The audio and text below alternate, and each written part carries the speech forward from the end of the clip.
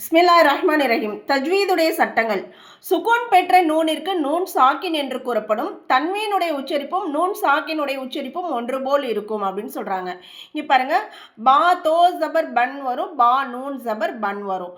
Noon சாக்கின்னா என்ன? சுகுன் பெற்றது. அதே மாதிரி இப்போ தா சாக்கின்னா தாக்கு மேல சுகுன் வந்தா, மீம் சாக்கின்னா மீமுக்கு மேல சுகுன் வந்தா அதை மீம் சாக்கின் அப்படின்னு சொல்லுவோம். இங்க அதுல தான் நூன் சாக்கின் தன்வீன் இல்ஹார். நூன் சாக்கின் அல்லது தன்வீனுக்கு பின் இல்ஹாருடைய எழுத்துக்களில் ஹம்சா ஹா, ஐன் ஹா, ஐன் ஹா இதில் ஏதாவது ஒன்று வருமானால் நூன் சாக்கினையும் தன்வீனையும் உண்ணா இல்லாமல் வெளிப்படுத்தி ஓத வேண்டும்.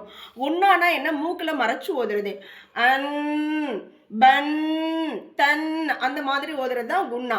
இப்போ இங்கே பாருங்க, தொயரன் அபாபில தன்வீனுக்கு பிறகு இந்த 6 எழுத்துக்கள்ல ஹரக்கத் பெற்ற அலிஃபை நம்ம ஹம்சான்னு சொல்லுவோம் இல்லையா?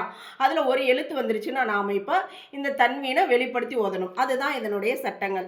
நம்ம சட்டங்களை நல்ல முறையில் தெளிவாக படிக்கணும், தெரிஞ்சுக்கணும்னா நீங்கள் ஆன்லைன் கிளாஸில் சேருங்க இன்ஷா அல்லாஹ். ஆல்ரெடி குரான் ஓத தெரிஞ்சவங்களா 2 மாதத்துலேயே நம்ம தஜ்வீதை முழுமையாக கற்றுக்கலாம். இல்லை ஆல்ரெடி குரான் ஓத தெரியலைனாலும் நாம் ஒரு 5-6 மாதங்களில் அழகான முறையில் தஜ்வீதோடு ஓத பழகிக்கலாம் இன்ஷா அல்லாஹ்.